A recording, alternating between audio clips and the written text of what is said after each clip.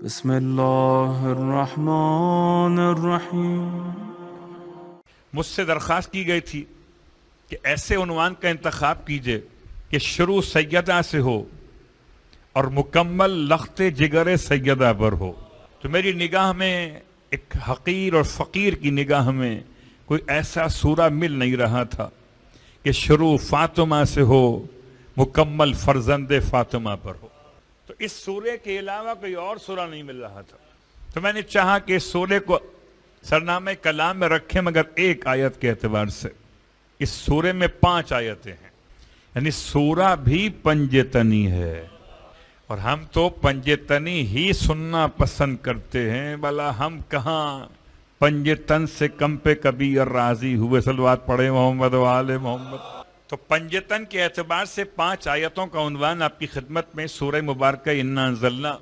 اس آیت پر جانے سے پہلے اس سورے کے فضائل میں ارشاد فرماتے ہیں امام معصوم امام صادق علیہ الصلوۃ والسلام کہ یہ سورہ 2 اعتبار سے پڑھا جا سکتا ہے۔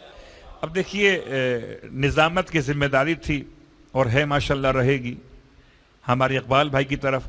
تو اب یہ جو ذمہ داری نظامت ہے یہ قیامت سے کم نہیں ہے۔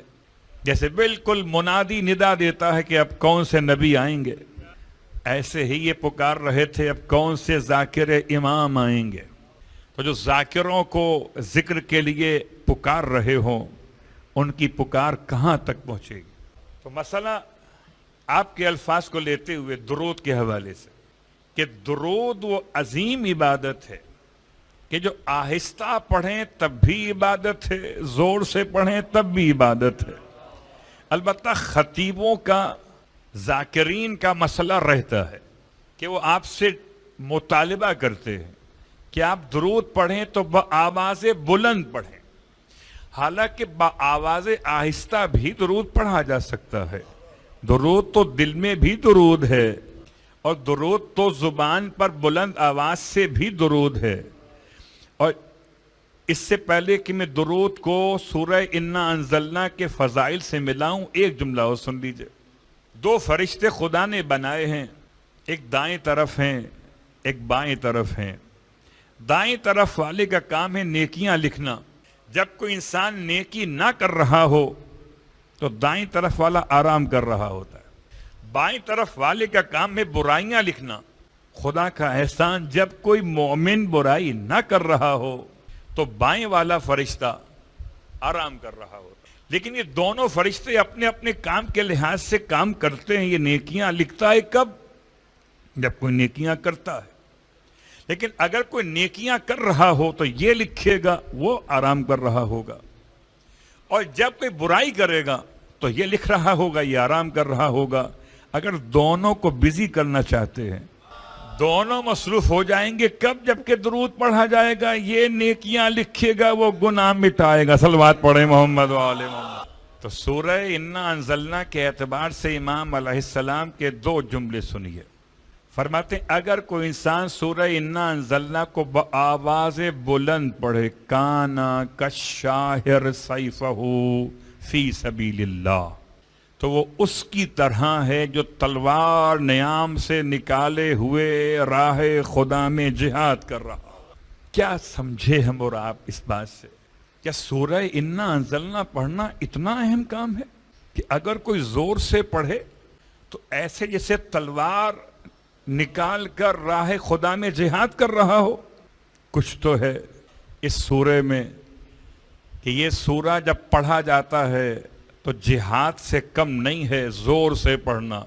ویسے تو پہچان مومن کی یہی ہے کہ پڑھتا ہے تو زور سے پڑھتا ہے، زور سے پڑھے تو جہاد کر رہا ہے، اور اگر کبھی آہستہ پڑھے اللہ اکبر تو امام فرماتے ہیں کل متشہد دمہ فی سبیل اللہ، تو ایسے جیسے اس نے اپنے خون کو راہ خدا میں بہا دیا ہو۔ میں یوں سمجھا اس بات سے مولا کی کہ اگر کوئی سورہ انا انزلنا زور سے پڑھے تو غازی کہلاتا ہے، آہستہ پڑھے تو شہید کہلاتا ہے۔ اور یہ پہچان صرف مومن کی ہے کہ یا غازی بنتا ہے یا شہید بنتا ہے، جو میدان میں ہی نہ رکے تو نہ غازی بنے گا نہ شہید بنے گا. غازی بن نہیں سکتے تھے تو شہید تو ہو سکتے تھے. سورہ مبارکہ انا انزلنا کے حوالے سے ایک روایت آپ کی خدمت میں نے پیش کر دی. اور یہ سورہ اپنی نمازوں میں خاص طور سے رکعت اول میں الحمد کے بعد اسے پڑھا جانا چاہیے. رکعت اول میں سورہ الحمد کے بعد سورہ انا انزلنا کی تلاوت کرتا ہے تو منادی نظامت کرنے والا منادی پکار کے کہتا ہے اے عبد خدا نئے سرے سے زندگی کی ابتدا کرو, سارے گناہ بخش دیے گئے. کتنا حسین انداز ہے سورہ قدر کا, اس کی قدر تو کیجئے. اب آئیے اس کی تلاوت کے 7 اوقات میں سے 2 اوقات آج بیان کر رہا ہوں, باقی انشاءاللہ 2 دنوں میں بات کو مکمل کریں گے. اس کا پہلا وقت تلاوت کا کہ انسان اس کی تلاوت کرے کب؟ فجر کے وقت شروع ہونے کے بعد اور نماز فجر کے پڑھنے سے پہلے اس کی تلاوت کرے فجر کے اذان کے بعد اور فجر کی نماز شروع کرنے سے پہلے, تو خدا بند عالم اس کے نام اعمال میں حسنات اتنے لکھتا ہے کہ شمار نہیں ہو سکتے.